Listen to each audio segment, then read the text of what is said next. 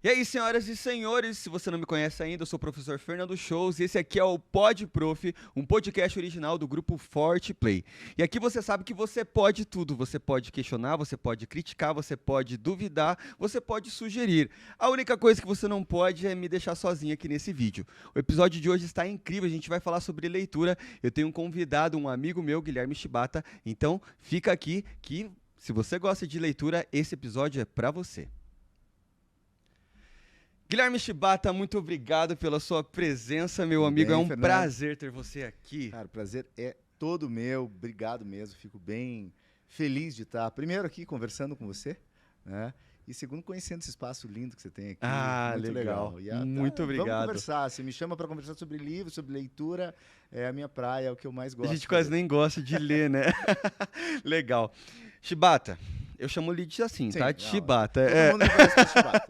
Shibata, é o seguinte, eu sempre começo aqui fazendo uma brincadeira. Tem aquele ditado popular que diz quem é você na fila do pão. E eu pergunto pra você, quem é você nesse mundo da educação, da leitura, da escrita, enfim? Bom, eu sou um professor e um sujeito que acredita muito na leitura, que gosta muito de ler, um leitor assim, diário, né? Um leitor que gosta de pensar a leitura, o que a leitura traz para as pessoas, como a leitura pode melhorar a vida das pessoas, por que as pessoas buscam a leitura, né? Claro, sempre olhando para os meus alunos, mas também para as pessoas que sempre estão comigo, que frequentam a minha casa, meus amigos, sempre estão perguntando sobre que livro deve ler, por que deve ler, o que isso, né, impacta na nossa vida. E foi uma das coisas que eu sempre gostei de estudar e de perceber, muito por conta da experiência que a gente tem em sala, né, olhando as pessoas, lendo com a gente, e outra por ficar observando o mundo e o jeito que as pessoas se movimentam. Então, eu sou primeiro um entusiasta da leitura, né, um cara que acredita muito que a leitura pode trazer muita coisa interessante para a vida, né, intensa para a vida. E sou professor, sou palestrante, falo sobre leitura, leio com as pessoas e sobre a vida, né? Porque um texto sempre é, antes de qualquer coisa, sobre a vida. Se não foi sobre a vida, sobre o ser humano, esse texto não resiste ao tempo, às leituras que a gente faz. Então, quando a gente lê, a gente conversa sobre a nossa vida, a vida que está ali, em volta da gente. Que legal, já começou de uma maneira poética aqui.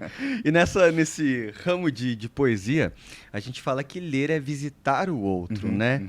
E aí eu te pergunto, por que é importante visitar o outro? Então, a ideia dessa frase, que eu sempre gosto de falar em sala e para as pessoas que estão me escutando em palestras, é um pouco se abrir. Um livro, acho que é sempre um instrumento que abre a gente. Você tem que estar aberto para ler um livro, né? A gente veio conversando aqui antes, nos bastidores, no aquecimento, aqui, né? Quando a gente fala de leitura, o ato de, né, você parar o que você está fazendo, todas as coisas da sua vida, e se fechar para você e se abrir ao outro, é justamente o ato de abrir um livro. Né? Por quê? Primeiro, quando a gente pensa assim, tá, por que essa coisa é tão transformadora? Porque a gente tem autores que estão ali, né, dedicando muito tempo da sua vida, do seu olhar, da sua força física para escrever um livro. Então, quando a gente tem um lugar que é um privilégio, é um lugar muito profundo do outro. Então, a gente conhece o Camões, a sua poesia, o que ele conhece sobre o amor, a gente conhece o Vinícius também falando sobre as mulheres, sobre os relacionamentos, a gente conhece o Machado de Assis e fica pensando sobre os ciúmes, né, do Bentinho, pô, quão ciumento eu sou, como é que eu lido com os ciúmes. É como se a gente entrasse dentro desses personagens, ou conversasse muito intimamente com os personagens. E a gente tem pouca possibilidade de conversar tão intimamente com tantas pessoas, né? A gente não sai abrindo intimidades e ninguém sai abrindo intimidades com a gente. Sim. Então, quando você vê um livro é isso, é um sujeito que, né, os bons livros, os bons autores, é um sujeito que parou, pensou o personagem, pensou as questões, pensou o mundo, e ele está te dando ali o que ele imagina que sejam coisas muito muito belas, muito profundas para a gente pensar a nossa própria vida. Que legal. Então, E além de visitar os personagens, conhecer os personagens, a gente acaba também conhecendo muito do autor, né? Sim, sim, né? Nas entrelinhas ali a gente acaba conhecendo um pouquinho, seria um alter ego, o autor, ou seria ele mesmo, Sim. né? Tem toda uma questão psicológica também dentro da leitura, Tem. né? Você sabe que essa é uma questão que durante o começo do século, com o estruturalismo, né, não vou ser nada técnico, mas só para citar, né, esse nome, a gente tinha uma ideia, isso vem lá do realismo, o pessoal que estudou literatura no ensino médio vai lembrar um pouco disso, que a gente tinha o autor e tinha os personagens. Eles não se tocavam, eles estavam em lugares, né, separados. Distintos. Ali. Hoje a gente vem entendendo que, gente, não adianta a gente querer que isso seja verdade, porque cada um tira um pedaço da carne para colocar naqueles personagens. Naquele né? livro, né? Não tem como você não imaginar que o Machado pensava cada um daqueles personagens com muito do que era seu, né? Da sua observação do mundo, das suas paixões, dos seus ciúmes. E se a gente pensa a literatura hoje, a gente tem o que a crítica chama de autoficção, onde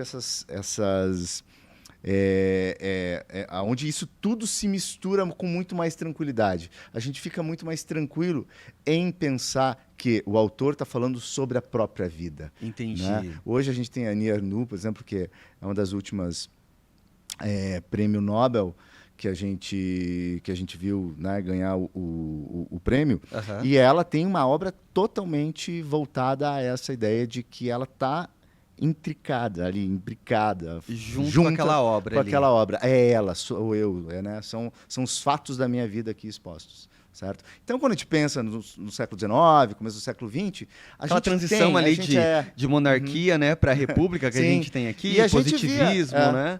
E muito por conta disso, né? Essa ideia científica da gente se afastar dava um pouco essa ideia de que o autor tinha que estar ali meio longe. Hoje a gente não tem mais isso. E quando a gente pensa a literatura, a ficção, a gente traz isso para a nossa vida. Não tem como, né? Porque é uma delícia. Justamente te ler para trazer para nossa vida. Exatamente. Senão, serviria para quê? Porque eu gosto muito, né? Quem já me conhece sabe que eu sou da área da filosofia também. E a filosofia, ela se preocupa com as perguntas, nem sempre com as respostas, né? E mais em gerar reflexões. E a literatura também, né? Dentro dos seus contos, das suas histórias. Como né, você citou ali Capitu e Bentinho, será que ela traiu ele mesmo? Será que era coisa da cabeça dele? Então, isso é muito interessante na literatura, né? De fazer essa provocação e essa provocação ficar por anos, séculos, ainda pairando sobre a sociedade, sobre os estudantes, ou seja, pelos apaixonados pela leitura, né? Olha, o Calvino, acho que muita gente cita esse livro, tem Por que ler os clássicos? E ele fala que o clássico é aquele que fica reverberando, que fica significando, que fica produzindo sentido, né, através do tempo. Ou seja, um livro clássico é isso, um autor clássico é esse. Machado é um caso, Camões, Dante Alighieri, Shakespeare. O que faz um livro se tornar um clássico? Acho que é justamente a gente conseguir lê-lo hoje, né, e entender os ciúmes do Bentinho. Por que ele está com ciúmes? A gente se coloca no lugar. Atemporal, né? Isso, a gente lê o Otelo, que era citado por Bentinho, pelo Machado, e que está na história do Bentinho ali, como pano de fundo. A gente lê, a gente vai até Shakespeare, porque o Machado gostava de Shakespeare, ele está botando ali para a gente olhar para aquilo e falar assim, vai através, vai atrás vai atrás de Shakespeare. E a gente vai, e a gente encontra esses ciúmes. E aí é muito fácil da gente entender quando isso está acontecendo com a gente, né? E a gente se sente humano, a gente se sente parte dessa história e parte desse pode ser pesadelo que é, né? Se a gente está falando dos ciúmes, ou dessa história bonita que são as paixões, que são, né, o amor. São essas belezas que a gente vê nos livros e que a gente fica pensando, olha, isso está falando comigo. Faz sentido. E da crise da existência consigo mesmo, né? Sim. Porque essa questão do autoconhecimento, quando a gente até vai lá para Otelo e que tem a famosa frase, né? Ser ou não ser. Essa é do Hamlet. Do Hamlet, né? Isso. Perdão, o erro já comentando aqui. Do Hamlet, ser ou não ser. O Otelo é o ciumento. Exatamente, ele é o ciumento, né? Do Hamlet. ser ou não ser, eis a questão. Você tem toda uma questão existencial ali de se questionar quem eu sou nesse mundo, qual é o meu lugar nesse mundo. E eu acho que a leitura, ela ajuda a gente a se encontrar no mundo, né? Eu tenho toda a certeza disso. A leitura ela ajuda em duas coisas, a se encontrar e a se perder no mundo. Porque O mundo em que a gente tem certezas é um mundo que a gente está lendo errado, né? Porque aonde é que a gente encontra tanta certeza? Só nas redes sociais. Todo mundo tem tanta certeza de tanta coisa. Né? Eu não me lembro qual filósofo que fala que diz assim: duvide do homem de um livro só. Isso, exatamente. Então, quanto mais você lê, mais dúvidas, como você bem afirmou, a gente tem, filosoficamente falando. A gente cria isso. A gente fica mais inteligente no sentido de não afirmar tantas coisas, certo? A gente fica mais desconfiado. Visitar o outro é um pouco isso. Eu deixar que esses homens que o tempo não calou, ou seja, que ficaram reverberando os clássicos, conversem comigo, e é uma atitude de humildade no final. Né? Eu preciso encontrar dentro desses homens, que muitas gerações já leram e falaram, esses sujeitos são importantes, não porque a gente tá na onda dos outros, não, porque realmente, gente, vejam, a gente não tem nenhuma lei que garanta que a literatura, que Shakespeare exista, não tem. E a humanidade ela já descartou tanta coisa, não tem? Tanta ideia, Sim. Se esses caras sobram, o tempo é uma peneira assim implacável. Não tem, a gente tem que, quando eu falo com um aluno, por que eu devo ler, ou talvez dar uma chance, pode não ser agora, tão jovem, mas um pouco depois, porque esses caras passaram numa peneira mais difícil do mundo, que é o tempo. E, né, sinceramente, com toda a humildade, eu não vou passar nessa peneira, né? O que a gente falar aqui talvez dure, as pessoas escutem, vejam, pode ser que seja um estrondo, mas o tempo é outra coisa.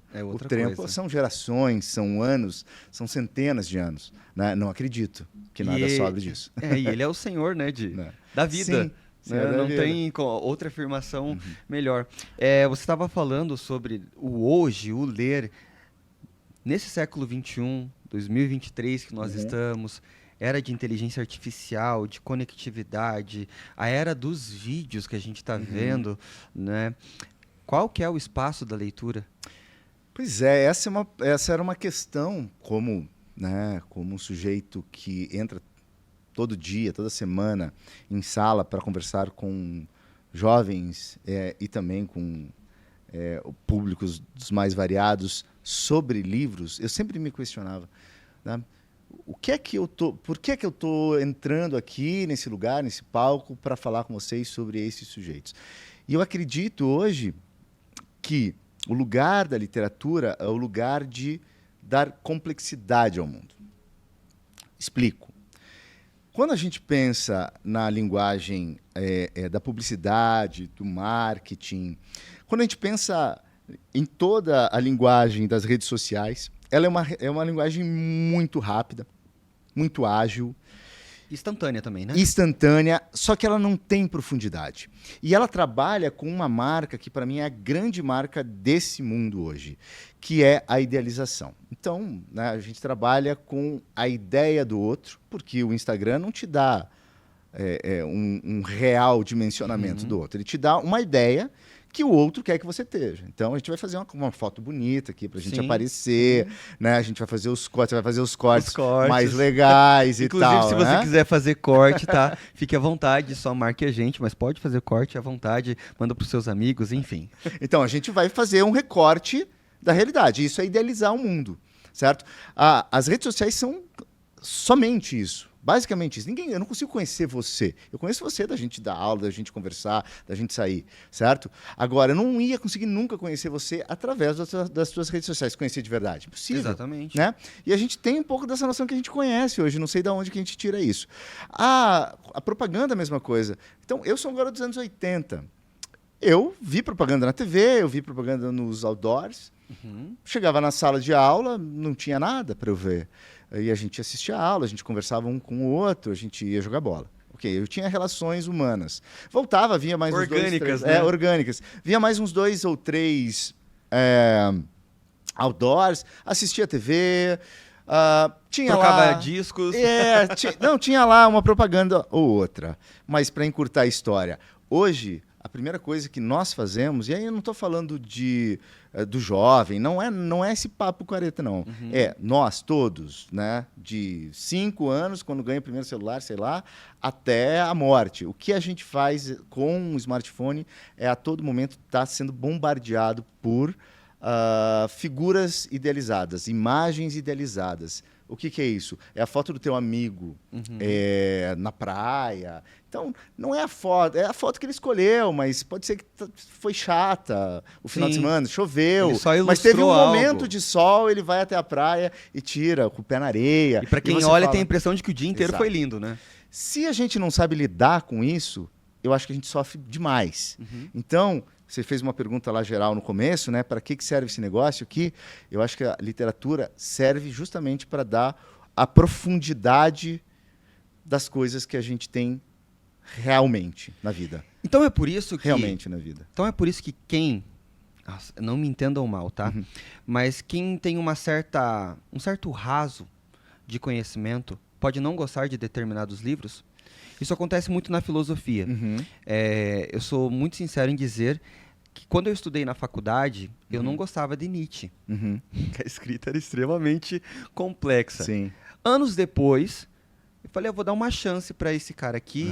Muita gente fala, nas palestras eu gosto de ouvir sobre ele, mas não gosto de lê-lo. E aí, quando eu comecei a ler ele com uma maturidade maior, eu falei, eu vou ler o Assim Falava Zaratustra, ou Assim Falou Zaratustra, depende da tradução, né? E que eu via toda aquela linguagem ali, que se aproxima muito até de uma linguagem meio bíblica em alguns momentos. Sim. Eu entendi a genialidade dele, que ele foi estudar silogismo e tinha toda aquela questão do grego, do latim, e de traduzir aqueles poemas gregos, de trazer uma releitura dentro da filosofia. Então significa que lá na época da faculdade eu não estava preparado para aquele autor. Exatamente. Eu acho que a leitura ela tem vários caminhos, né? Eu acho que a escola trabalha muito mal a leitura.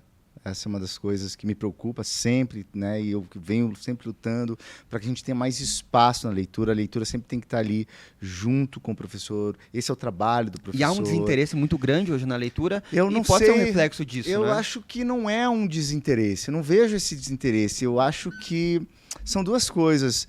Às vezes a gente não está preparado, os professores não estão preparados para dar aula desses, né? Ou às vezes os professores não gostam dos textos, né? Tem isso também. Então, eu acho que a culpa não pode ser dada ao aluno. Eles não viram. Gente, como é que você vai ler se teu pai não lê em casa, né? O professor tá lá, mas não gosta muito, tá desanimado, tal, só traz os textos mais basiquinhos ali, que você não entende muito, ele não te explica, ele te dá uma aula ali que não inclui a leitura. Dá mais mesmo, uma aula né? de história da literatura Sim, do que literatura em si, né? Que é metalinguagem, que é falar sobre, né? Mas não é o falar sobre, é o objeto, é o conto, é o poema. E eu acho que isso interessa a todo mundo quase. Né? Não vou falar todo mundo, porque, enfim, né? Sim, mas talvez naquele momento o sujeito não esteja preparado para aquele texto ou não esteja interessado, tem outras questões. Mas em algum momento pode ser que ele esteja aberto a isso. Exatamente. Porque, como eu disse para você, não é entretenimento. A nossa linguagem hoje é baseada em entretenimento. Então você tem que explicar para o sujeito que nasceu... Literatura não é entretenimento. Literatura tem entretenimento. Mas não se baseia nisso. Mas não é entretenimento. Nossa, Não fundamental isso que né? você está falando. Ela tem entretenimento. Você se diverte lendo Machado. Eu falo, gente, vocês estão lendo Machado e não estão dando risada. Não risada, né? Abrindo a boca, mas assim, aquela risada, tipo, olhando para si mesmo, aquele falando olhar assim, cômico, né? Como eu sou um ser humano desprezível de vez em quando. Né? Porque Machado é isso. Ele te mostra coisas que você não quer ver. Então, veja, ele não é uma literatura que a gente vai falar assim, que vai ficar reafirmando as coisas, que vai ficar te vendendo sonhos, né? Possibilidades, paixões. Não, ele vai te mostrar os ciúmes, ele vai te mostrar como você pode ser, de vez em quando, um mau amigo, um mau amante, um mau filho, né? Você pode estar traindo. Ele vai estar te mostrando isso. É isso que eu chamo de uma literatura que te dá um peso de realidade. Que faz você aceitar a condição humana? Eu não sei se faz a gente aceitar bem, né? Aceitar, não sei se a gente aceita. Acho que a gente nunca aceita a condição humana, que passa por morrer. A gente fica lutando contra isso sempre. Mas que faz a gente, pelo menos, olhar para a condição humana. Eu acho que esse é o papel, acho que, da filosofia, que você conhece bem, e desses grandes nomes, né? Desses grandes pensadores, desses grandes autores da literatura, da filosofia, que é falar assim, cara, existe um troço chamado ser humano, ele funciona com as seguintes questões, ou não funciona com as seguintes questões, e é complexo. o sujeito de propaganda de banco, o sujeito de propaganda de margarina, ele não tem complexidade. Ele já entra pronto naquele cenário, que é um cenário feito pela linguagem, pela narrativa, está embalado. E se a gente não presta atenção, a gente compra aquilo como se fosse um sonho nosso. Tipo, então, para eu ser feliz tem que ser assim, eu tenho que ser feliz e tem que ser assim. Eu adoro essa questão da felicidade. E não é, e não vai ser, e pode desistir. Então, a literatura, você lê a literatura contemporânea, você lê a Niernu, você lê o Daniel Galera, vários autores contemporâneos brasileiros ou fora, tem aqui o Leminski. Eu trouxe né? até o Leminski aqui em homenagem. Tem aqui. ali, enfim, tem muita coisa para a gente ler. Você pode começar por vários lugares. Isso vai fazer com que você realmente pense na vida, na sua vida, enquanto existência real, não Sim. enquanto idealização. E aí a gente vai voltar para o Nietzsche, né? A gente vai pro Nietzsche. A gente vai para o Nietzsche. Que, na verdade, eu gosto ainda de puxar um pouquinho para trás ainda na filosofia e lembrar ali de Schopenhauer, né, falando que a vida é dor e sofrimento. Sim. Por quê? Porque nós somos dotados de desejos. E desejos, quando são realizados, ou nos levam ao tédio, e quando não são nos realizados, né, nos leva ao sofrimento. Exato. Mas que existe a arte para isso, né? Aham. E a literatura está dentro do campo da arte. Sim. Então, cara, é um papo infindável. Por que eu devo ler? Né? Porque a literatura vai te dar uma dimensão humana do mundo. Uma dimensão dos desejos, do sofrimento, do amor, da vontade que você tem de ter as coisas, da finitude, da vida. E eu acho que a profundidade que você tudo falou, isso, né? né? Eu gosto muito de falar do cérebro, né? Adoro. É o que eu mais tenho estudado nos últimos 5 anos. Uhum. E a leitura, ela é o processo mental mais trabalhoso que nós temos. Um dos mais trabalhosos que nós temos, né? É muito engraçado quando a gente pega o cérebro humano, que, na verdade, a nossa visão, ela é processada aqui atrás, no chamado lobo occipital. Só que, a gente pensar que os nossos olhos estão aqui, né? Então, atravessa por neurônios, vem aqui para trás, quando a gente está fazendo a leitura. Olha que interessante. E aí, olha que louco. Nós temos duas regiões aqui, uma chamada de Wernicke e outra chamada de Broca, que fica aqui em cima. A Wernicke, ela vai fazer, quando vem a imagem para cá, o cérebro é muito louco quando você vê ele acender no eletroencefalograma. Sim. Ele acende essas regiões aqui, principalmente aqui do lobo temporal, onde fica gravadas as nossas memórias, mas já acende a área da linguagem. Só que essa área da linguagem é da compreensão. Na verdade, é de decodificar. E aqui na frente é da compreensão. Ou seja, quando você está lendo, o teu cérebro está processando aquilo em milésimos de segundos, aquela fonética, mas também aquela semântica. E é muito legal que eu até estava conversando com a nossa amiga Cleusa Secato sobre Steven Pinker, que fala muito sobre neurolinguística, e ele tem um livro chamado Do que é feito o pensamento. E se você ler o primeiro capítulo, você já mata o livro inteiro. Mas depois ele aprofunda, né? Que o pensamento é feito de semântica. De linguagem. E aí, isso... E aí a gente pensa a importância da leitura para estruturar o pensamento humano. E não necessariamente significa, né, Shibata, que você precisa começar a tua vida lendo um Paulo Leminski da vida. Sim. A Cleusa até falou no episódio anterior que existe uma certa pobreza em julgar a leitura do outro e que isso torna-se uma barreira para as pessoas começarem a ler. Você entende isso? O que você entende sobre isso? Eu entendo muito, né? Por quê? Porque vejo jovens começando a ler toda semana, as pessoas me perguntando se esse livro deveria ser lido ou não. E eu falo, gente, quem pode decidir isso é vocês, né? É óbvio que eu quero que eles cheguem em certos autores. E é óbvio que eu sei a diferença, né, entre os best-sellers mais, né, celebrados e tal. Por quê? Porque eu sou um cara que leio muito, desde muito pequeno. O que eu conheço da literatura e da plasticidade das narrativas? Que tem narrativas que são menos desafiadoras. Então, eu pego lá uma narrativa que no século XIX já estava trabalhando isso, num bom autor, e a gente vê essa mesma fórmula em autores que a gente tem hoje.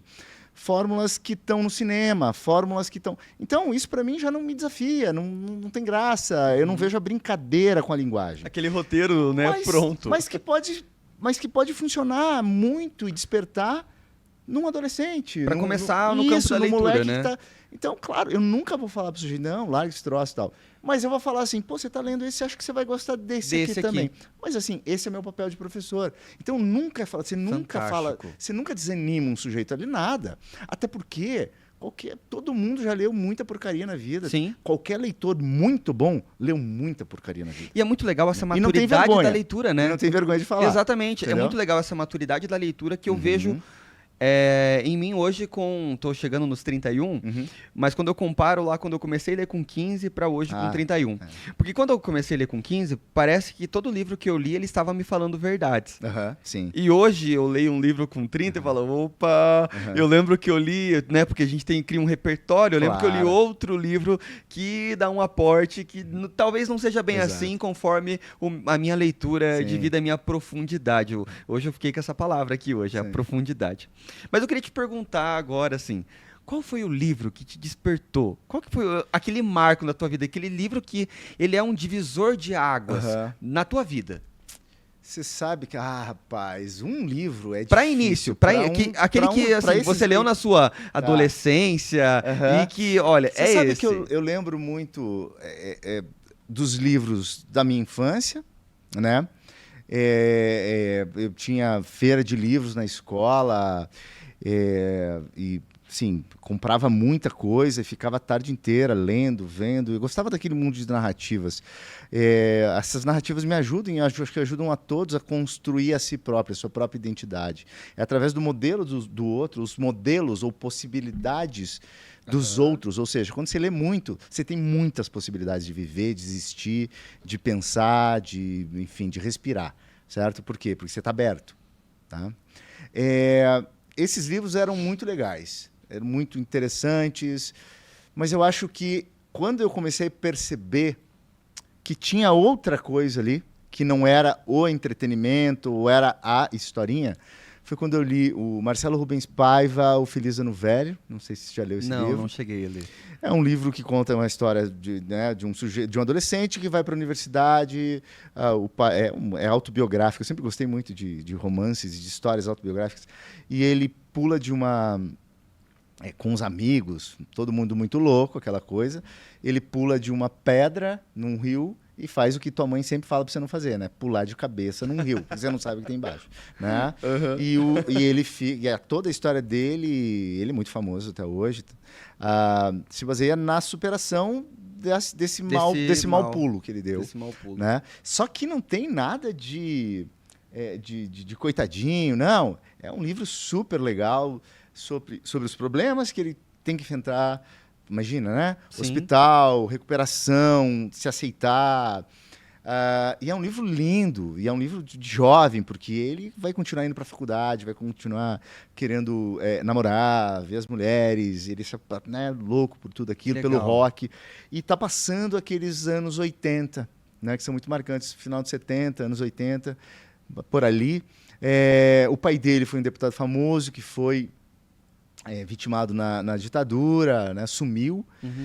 Então também tem esse outro drama na vida dele. E aí eu fui conhecendo isso. Ou seja, é uma figura que tem uma existência muito poderosa para mim, adolescente, que foi muito poderosa e que me fez olhar para essas narrativas e falar, uau, então é para esse mundo que eu estou começando a existir. Que legal. Né? Por quê? Porque era um momento de transição, né? Era um momento de transição, eu devia ter ali, esse livro era do meu pai, assim, meu pai tinha uma biblioteca em casa, isso é importantíssimo, porque os pais têm livros em casa, se querem que o filho leia, porque não adianta você ficar falando pro teu filho, vai ler, e o cara não lê, cara. Verdade, eu falo assim, né, eu tenho os alunos que falam assim, pô, meu pai, que fala assim, teu pai lê? Não. Então, fala pra ele não encher o saco, né? Porque se ele não lê, não vem encher o saco. A leitura é muito doida, Chibata. Porque, assim, eu vim de um lar cristão protestante, né? E eu sempre tive muito interesse pela leitura. Mas o primeiro livro que eu comecei a ler na minha vida foi a Bíblia mesmo. E aí depois eu te conto a ruptura que deu pra eu cair nesse mundão da filosofia que eu amo. que eu começava a olhar as histórias que né, os pastores, os caras falavam lá, e eu olhava assim, deixa eu ver como que é isso daqui. E aí eu lembro que o meu primeiro questionamento, ele foi dentro da própria Bíblia. Eu me sentia muito mal de ter 13, 14 anos e questionar aquilo, que era o fato assim, quando, aquela passagem lá da Bíblia que fala quando Josué foi entrar em Jericó, ele recebeu uma ordem de Deus que tinha que matar todo mundo que estava lá. Eu falava, mas como assim? Como é que vai matar todo mundo? Que Deus é esse, entendeu? Que vai matar todo mundo. E eu lembro que eu questionava, assim, as pessoas falavam, não, você não pode questionar, enfim. E aí, com 13 anos na biblioteca da escola, porque eu não tinha muitos outros livros diferentes em casa, sempre fui muito incentivado a ler, mas li ali, gibi, essas coisas assim, não leituras mais profundas. E eu encontrei na biblioteca O Mundo de Sofia. Ah, sim. Justin Garden. Nossa, é o meu eu posso te falar assim que é o meu livro da vida. Ah, que legal, olha que porque me bonito. transformou numa linguagem muito simples, mas que eu aprendi filosofia nele, e digo mais. Existem memórias na minha mente hoje quando eu vou palestrar, dar uma aula sobre filosofia, que vem desse livro e não vem da faculdade. É muito louco isso. É muito louco. Então, esse livro, quando eu comecei a estudar e ler o livro de Sofia, eu já li ele inúmeras vezes. A primeira vez eu li, depois eu comecei a estudar o livro, quando a gente gosta muito de uma obra. E tinha toda aquela questão da história da Sofia, o pai que ela não sabia quem era, começa a receber cartas para aprender sobre filosofia, para descobrir quem ela é. De repente ela descobre quem é o pai dela, e a história vai progredindo, e no final a história tem assim uma reviravolta metafísica muito doida. E aquilo assim ficou gravado na minha memória, e foi a partir dali que eu passei a me interessar por filosofia. Que legal, cara. Que legal. Com um livro, né, um romance que não tinha esse cunho pesado da filosofia. Sim. Mas ele me preparou para a vida. Eu acho que um bom formador de leitores, hoje eu me vejo assim, né, mais do que um literato, mas um formador de leitores. Eu adoro isso. Eu adoro explicar para as pessoas como é que esse mecanismo, como é que você entra nesse mecanismo de leitura. E tem livros para isso, né? Faz parte de um bom professor que trabalha com adolescentes ou que trabalha com o público geral, entender que livros são esses. Esse livro do Justin Garden é um marco nisso. Por quê? Porque começa a surgir no mercado editorial livros de divulgação científica, filosófica, sobre a física, sobre a filosofia, entre outras coisas. Então, são livros fantásticos. Inclusive, eu te trouxe um aqui, certo? Olha só, adoro. Que é do Reinash, Fernando Reinash, cronista da Folha. E ele é um desses grandes autores que conquistam as pessoas assim, né, de forma... Eu quero uma dedicatória depois, de forma hein? Legal. Sim. Muito obrigado. Muito obrigado sim, mesmo. sim. Presente para você aqui. Adoro ganhar livro. Folha de Lótus, Escorredor de Mosquito. Gente, ele fala muito sobre ciência, muito legal. Muito bem. E é uma leitura deliciosa. Fica dica para o pessoal. E é legal também diversificar a leitura, né? Eu adoro. Uma das coisas, assim, para formar um leitor, você tem que saber, a leitura passa por uma coisa do sentido. Quando a gente pensa na escola, e eu sei que muita gente, eu sou um crítico dessas questões, eu também, né? tenho vários críticos Que a gente pensa assim, a gente vai trabalhar com leituras obrigatórias e só com isso. Isso é muito Já coloca o peso de ser obrigatória, né? Sim. E assim, é tipo falar assim, obrigatoriamente a gente vai tentar fazer com que esses alunos gostem disso e gostem de ler a partir disso. Gente, é um passo para o fracasso. Não tem, mas é um passo não. É 30 quadras para o fracasso. Quando o aluno lê a leitura obrigatória, né? Porque antes pegava-se resumos na internet, e agora com inteligência artificial, você pergunta o que você quiser ali e tá, né, ele é respondido.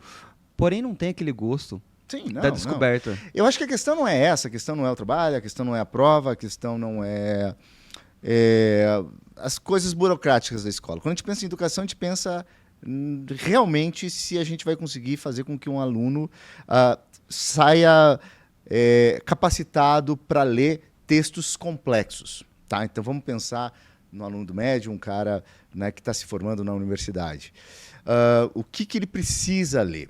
Primeiro, ele não pode confundir ser alfabetizado com ler. Tem muita gente que confunde isso. Isso é uma confusão na escola imensa. Assim, não, cara, se fosse ser alfabetizado, a gente podia parar lá no jardim, sei lá, quando a gente ser alfabetizado, porque eu sou professor de ensino médio, então eu nunca lembro, né? Meu filho foi alfabetizado, eu não lembro qual era a série. O mas, parâmetro enfim, é para né? estar alfabetizado a gente é até criança. o terceiro aninho. Até o terceiro aninho. Bom, terceiro aninho. Então você está me explicando. Então, o terceiro aninho, a gente podia parar lá, né? Depois você vai lendo algumas coisas e consegue. Ler é uma coisa, você falou com aquilo, é muito complexo. Você tem que ter muito texto, contexto, habilidades, repertório, para você chegar, para você ler uma tira. Você falou do gibi. O gibi é uma parte importantíssima da leitura das crianças. Não é não complexo. A gente vê como não complexo, mas vejam como a gente... Quando me fala em onomatopeia, eu lembro direto do gibi. Não, mas vejam como a gente vê a leitura como algo quase que natural. Por quê? Porque fomos crianças, e veja a importância da escola, que foram para a escola. Agora imagine deixar um ser humano sem isso. Quando a gente pensa nisso, a gente vê o quão complexo é o letramento. Sim. Então não é nada natural, não é andar. A Cleusa justamente falou isso. Não é muito ler complexo. E escrever é artificial. E neurocientificamente inclusive eu estava falando para você sobre o cérebro, eu vou voltar aqui e pegar. Quando a gente vai ler aqui no Ocidente, né, é da esquerda para a direita, isso. Da esquerda para a direita.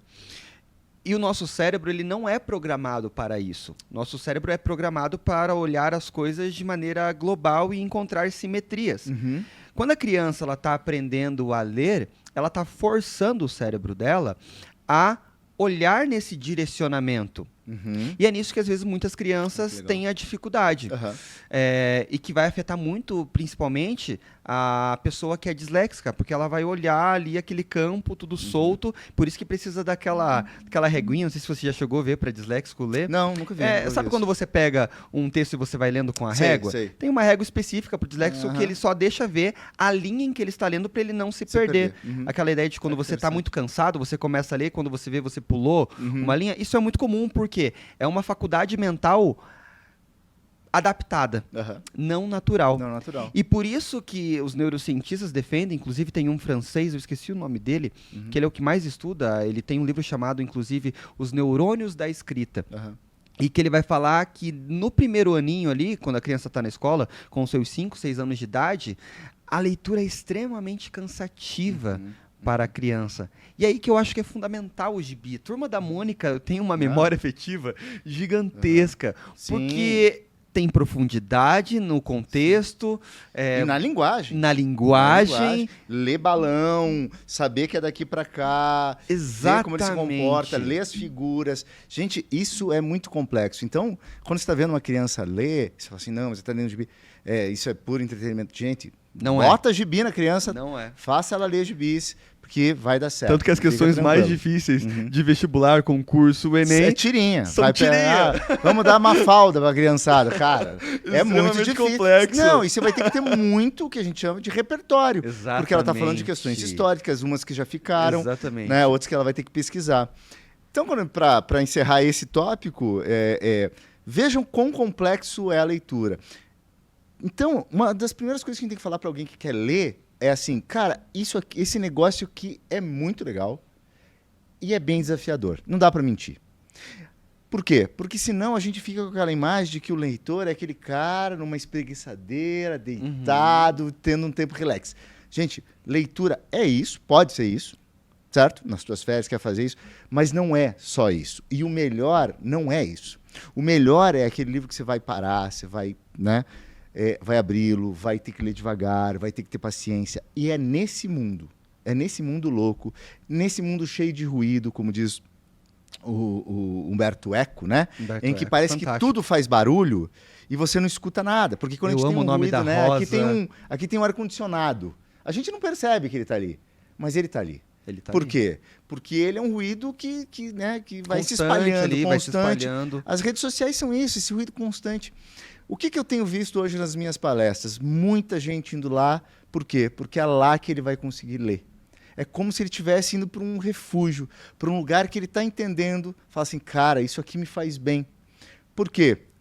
Porque no primeiro contato, por isso que eu acredito ainda na leitura, no primeiro contato que você tem com esse tipo de literatura, ela vai te entreter, ela vai te divertir, mas ela também vai te desafiar, ela vai te Precisa ter uma provocar, paciência, né? ela vai te provocar, ela vai te deixar às vezes se sentindo mal. Você vai sair mal daquilo, daquela leitura, porque você vai se sentir um pouco mal, você vai falar assim, poxa, eu errei como esse personagem, eu tenho esses defeitos, eu tenho que lidar melhor Shibata, com isso. já aconteceu né? de você começar a pegar alguma das personalidades daquele personagem que você tá lendo? Tem, Quando cara. você tá falando e você pensa assim, eu tô falando aquilo que o personagem falava. sim. Eu tive muito isso nesse Total, livro aqui, ó. total. Inclusive foi o último mais na linha de romance e drama que eu li, o Flores para Algernon. Aham. Ele é leitura obrigatória nas escolas dos Estados Unidos, ele é da Aham. década de 60, e ele é uma ficção científica. Olha que bacana. É o Charlie. O Charlie ele possui uma deficiência intelectual muito grande, o QI dele é extremamente reduzido. E ele sofreu muito na vida dele, só que ele perde todas as memórias. A única coisa que ele lembra é que ele trabalha numa padaria, o dono da padaria cuida dele, ele tem uns amigos que na verdade não são tão amigos dele, que tiram sarro dele ser... ele mesmo se chama de retardado, né? Na própria leitura, ainda nessa época era utilizada essa terminologia. E o sonho dele era entender o que as pessoas inteligentes na escola que ele frequentava, que era o que tinha um espaço especial para pessoas de educação especial, entender o que os outros conversavam.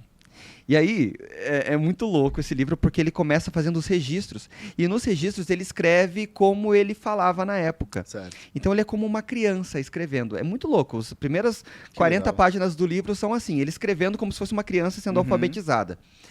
E chega um momento em que ele passa por uma cirurgia para, enfim, melhorar o QI dele. E aí ele começa a passar por essa cirurgia, começa a passar pelos tratamentos e, de repente, em questão de meses, o QI dele se iguala ao do Einstein. Olha. E ele está lendo artigo da faculdade, ele está escrevendo tese, e ele olha e o mundo torna-se sem graça para ele. Porque ele fica tão inteligente que algumas coisas começam a perder a graça. E tem muito disso na leitura. Quando você acostuma com leituras mais complexas, por mais que você tenha um carinho, você já não pega um livro que você sabe que... Não entendam mal o que eu vou falar, tá? Você vai perder tempo ali com aquele livro. Mas aí eu quero te perguntar, com todo esse contexto que eu fiz aqui, bem prolixo. Tá, eu não leio Shibata, eu não tenho dificuldade, não gosto de ler.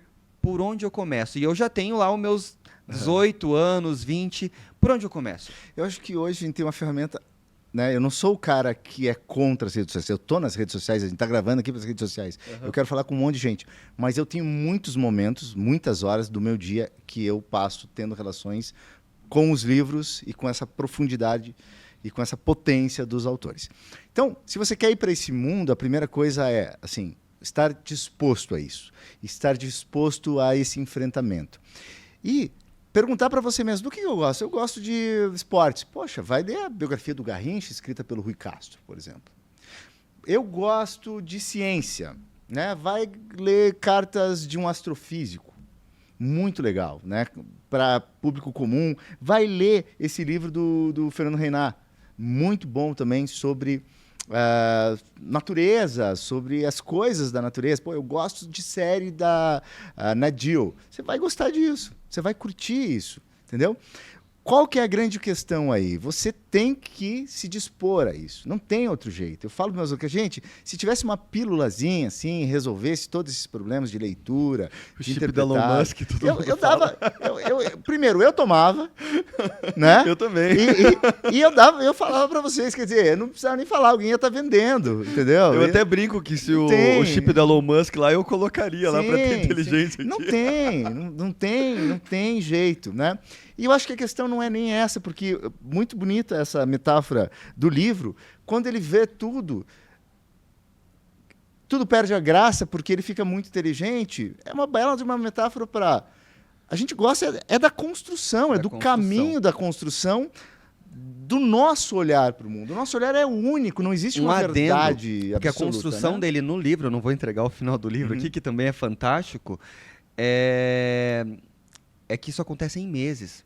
Então, em questão de menos de um ano, ele consegue ler leituras complexas e entender tudo aquilo que seria o caminho de uma vida de uma pessoa. Que é você na faculdade apanhando pro Nietzsche e depois amadurecendo e conseguindo. Porque Fazendo Nietzsche as também pazes com ele, né? muito difícil, né? Sim, sim. Tem que ter idade, tem que ter muito contexto para ler. Repertório, é muito paciência. difícil. E aí eu ia te perguntar o seguinte, você estava falando sobre esse começar a ler, você começa pelo que gosta. Eu vejo que muitas pessoas, elas criam seus rituais para a leitura. Vamos lá, isso é legal também. Esse ritual, ele ajuda ou atrapalha? Porque parece que quando eu não consigo cumprir esse ritual, eu não consigo cumprir a minha leitura. Sabe, depende, sabe? Porque às vezes a gente usa esse ritual pra... Eu adoro pegar um vinho, começar ali e tal, ficar lendo. Você sabe, assim, ó, eu sou um leitor, assim, profissional, né? A minha vida é isso. Eu não tenho muito ritual, cara. Eu tô lendo a todo momento. Eu tô com um livro debaixo da asa a todo momento. Chegar no meu carro tem livro... eu tô com um livro sempre na mala, eu vou para um restaurante, eu vou almoçar, eu vou ler um pouco. Então, eu sempre estou com ele. Eu acho que essa é a primeira dica. Tenha o livro que você quer ler com você. Segunda, não insista se você não gostou dele.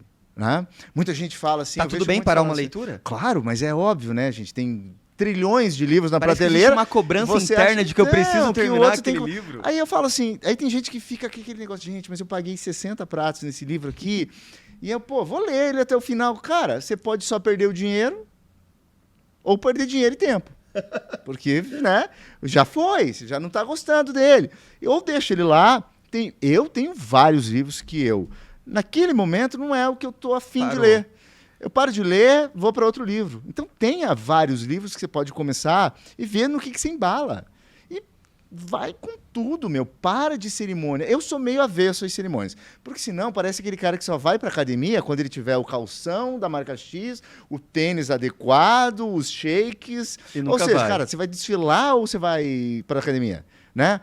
Quando você pega vários caras aí também nos podcasts falando assim, cara, sair desse mundo de ficar sentado, né?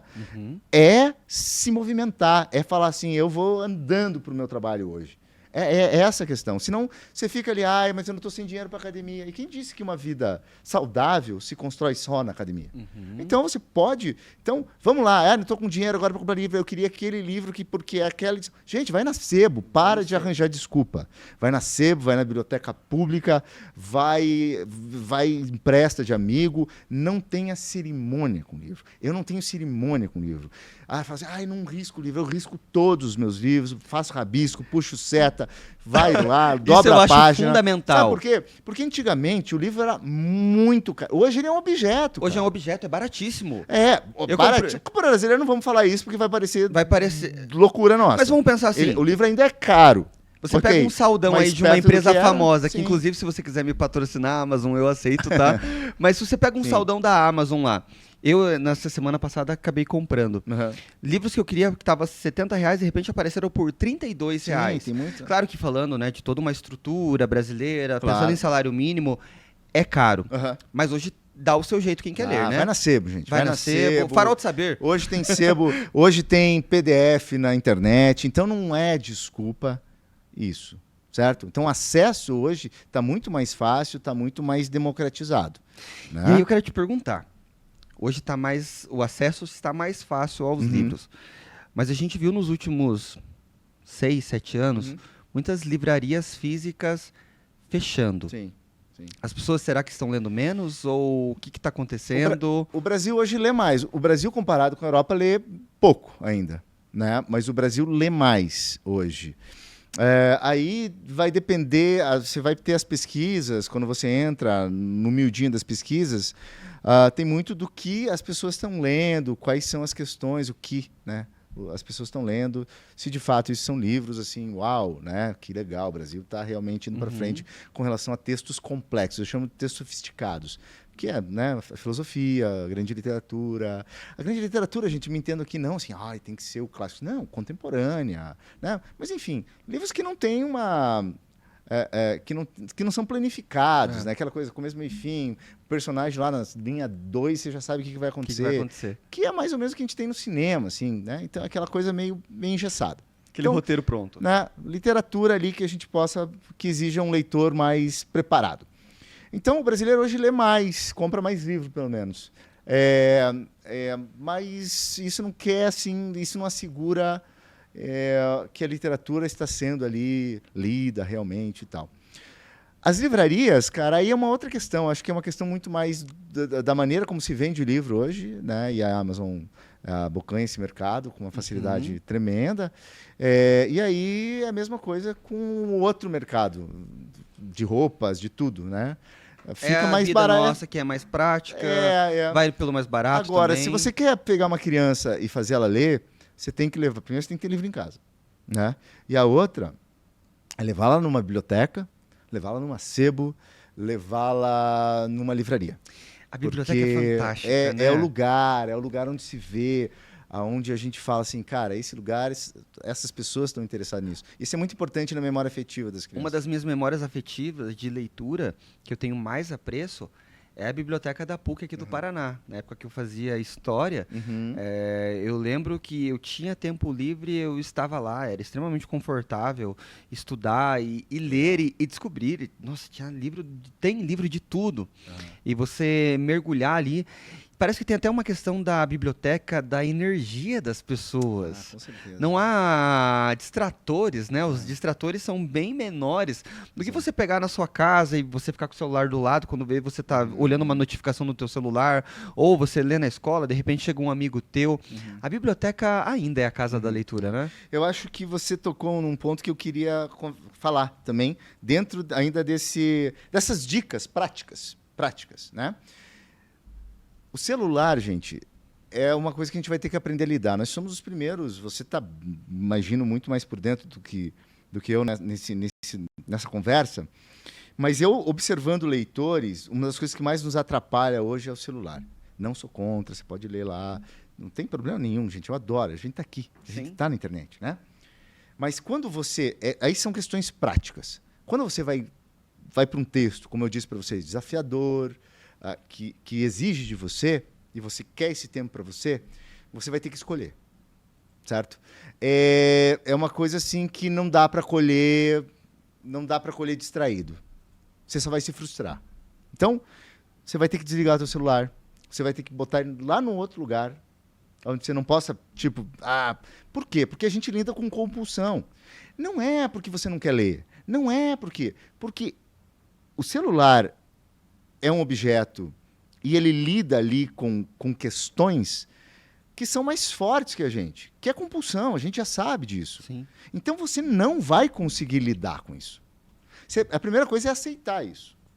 Não é você, é todo ser humano que não consegue. É pura compulsão, né? Então, essa é a primeira coisa que a gente tem que começar a lidar hoje, no dia de hoje. E a educação vai ter que pensar muito isso também. E os leitores vão ter que pensar muito isso. O que eu vejo é que as pessoas cansam. Nós somos a primeira geração da face da Terra que está lidando com esse negócio. Daqui a pouco a gente vai começar a enxergar diferente isso. Eu tenho alguma boa certeza disso. Porque a gente não vai dar conta. É muito ruim, né? Não o celular em si. Ele é uma maravilha, pagar a conta, fazer tudo que a gente tem que fazer. Mas a compulsão, a ideia de compulsão é muito ruim, cara. E não há quem não esteja sofrendo com essa compulsão. Né? Eu pergunto para adolescentes se alguém já teve aquela ressaca de celular, sabe? Tipo, de sentir assim, de noite que não fez nada nas férias e que só ficou ali e a gente fica naquele buraco de luz e ele suga tudo que a gente tem. Então, a primeira coisa é, desliga esse negócio e põe pra cá. Feito isso, você vai lá, cara, com calma. Não é leitura dinâmica. Para com essas coisas. Leitura dinâmica. É ali, a linha a linha. Fala. Com tranquilidade, curtindo o livro que você escolheu. Se não foi o livro que você escolheu, pede para outro. Aí tem um monte de canal falando sobre livro. Sim. Tem vai lá no meu Instagram, eu tô lá falando sobre livro. Teu Instagram, né? Guilherme No YouTube você tá ainda... Estamos com o Palavrão. O Palavrão tá lá, né? Palavrão tá lá, @Palavrão. Palavrão Guilherme incrível. Chibata e Cleusa. Chega lá, a gente fala de um monte de livro. Então você vai ter que escolher dentro dos bons livros um que você goste. Pode ser sobre a vida do Garrincha, um atleta que tinha problemas com álcool, né? Mas um gênio da bola. Mas também tem os problemas com a esposa, né? com a Elza Soares, os problemas da violência que a Elza sofreu. Ou seja, tem complexidade. É um sujeito complexo, vida complexa, de verdade, existência. Não idealização, não Mas história de você margarina. falou um ponto aqui que eu queria reforçar aqui, a gente caminhando nesse podcast, que é o seguinte. Saiam desse mito da leitura global, da leitura, como que você falou mesmo? Eu esqueci agora a... Eu falei, agora você perguntou. Você falou... Acontece. Leitura... Transversal? Também tem isso, leitura né? dinâmica. Dinâmica. Leitura dinâmica. O nosso cérebro não processa quando você lê uma página, o todo. Ele não processa. A gente processa os fonemas se conectam às sílabas e aí a gente forma as palavras. É um processo mental, não tem como burlar isso, é comprovado cientificamente. E aí eu vejo pessoas, não, vou fazer uma leitura dinâmica, uma leitura transversal. Mas perde o contexto, perde a semântica do texto, não entende o que está lendo e, por isso, reproduz, às vezes, opiniões erradas sobre leituras, né? Olha, eu acho que o livro, gente, com todo esse ruído que eu estou falando, com toda essa velocidade do mundo hoje, ele é um lugar que vai te dar, então, essa profundidade, essa complexidade. Ele vai quebrar esse tipo de linguagem para a gente que é muito confortável, que é a linguagem da publicidade, da idealização, do marketing, onde sempre tem um sonho incluído, tem essa ideia de vitória, essa ideia de positiva das coisas. E se você ficar nessa linguagem, você vai se frustrar. Você vai quebrar a cara e não tem jeito. A literatura vai te ajudar nesse sentido, te dando um chão, que é um chão espinhoso, um chão difícil, mas é um chão. É um chão. Não é você voando por aí que você vai conseguir.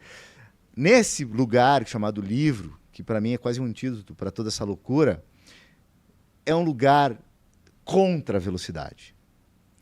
Então, se você fala assim, mas está indo devagar, porque não acontece nada. Eu vejo muito adolescente reclamando isso.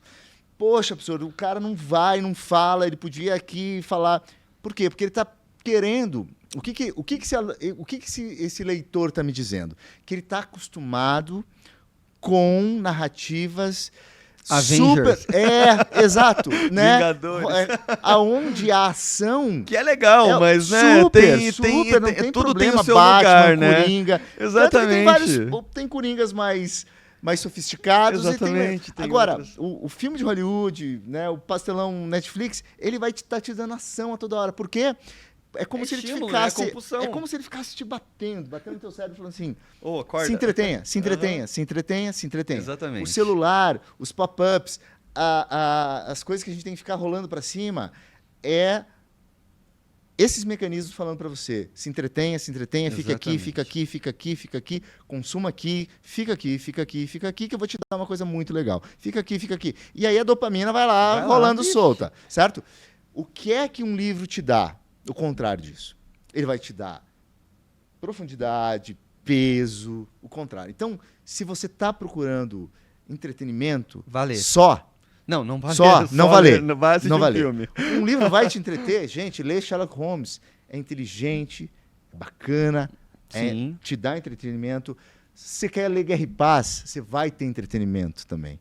Né? Uma guerra, uma batalha, você entra naquelas cenas fantásticas. Mas tudo no seu tempo, com desenvolvimento, né? Isso, mas o que eu estou te falando é assim, a literatura tem entretenimento, só que tem uma grande força da linguagem, da plasticidade, da arte, do humano, principalmente do humano. O que segura o grande autor é a perspectiva humana, o olhar para o ser humano. É ali que a gente se encontra. O buraco é bem mais profundo, é bem mais interessante, é muito mais legal. Você... experimenta. Você nunca mais vai querer ver filme bobinho da Netflix. Até tem aquela coisa, né? A gente tá chegando aqui no final do episódio, mas tem aquela coisa de que quem lê um livro de que um filme foi baseado naquele livro, às vezes não gosta do filme, até porque ele não vai conseguir passar a profundidade da literatura e também porque não quer perder aquele encantamento do livro, né? Eu gosto muito daquele, pra gente fechar aqui, aquele conto da Clarice, que ela conta da menina que tinha o livro e ela escondia o livro para depois ter o prazer de reencontrá-lo. Sim. Felicidade clandestina. Felicidade clandestina, né? É um baita conto. E literatura é isso. É esse encontro. E o encontro é sempre com o outro, com você mesmo. E quando você se perde, é de você mesmo. Exatamente. Então, e às vezes a gente precisa se perder para se encontrar, né? É intenso, cara. É muito mais ligado à vida do que o Instagram. Perfeito. É muito mais ligado à vida do que as redes sociais. Chibata, a gente está chegando agora no final. Que pena. Né? Nossa, foi tá um papo incrível. Mas para finalizar, eu sempre faço uma provocação. Tá. O podcast se chama Pod Prof. E eu queria te perguntar, para os professores de literatura, para o mundo da literatura, o que pode, prof? Pode abrir os livros e se jogar lá dentro. Essa é uma prática que a humanidade vem provando como uma excelente escolha. Os livros nunca sumiram. A gente já tentou queimar livro, a gente já tentou proibir livro. Os livros resistem. Não porque alguém manda, Essa arrepiou, mas hein? porque a humanidade, nós, bichinhos de linguagem, gente de linguagem, de narrativas, a gente ama narrativas. A gente se constrói através da narrativa, a gente constrói a nossa identidade, quem somos através das narrativas. Elas estão em vários lugares, mas os melhores lugares ainda são os grandes artistas, e a literatura está cheia deles. Então, abram os grandes livros, os bons livros. Me perguntem quem são eles. Né? A gente te dá algumas boas pistas e tenta te ajudar. Shibata, muito, muito, muito obrigado por Obrigado essa você, conversa. Irmão de coração, foi muito bom. Bom pra caramba. Você lê o livro, depois me conta? Eu vou ler sim, já tá na lista aqui. E senhoras e senhores, curta, comenta, compartilhe esse episódio, assista mais de uma vez para você pegar as coisas que a gente falou aqui. E se tiver dúvida sobre literatura, procura o professor Shibata, tá aí o @ dele. Senhoras e senhores, muito obrigado por estarem conosco nesse episódio. Obrigado aí o Grupo Forte Play. Esse foi mais um Pod Prof. Valeu, até a próxima.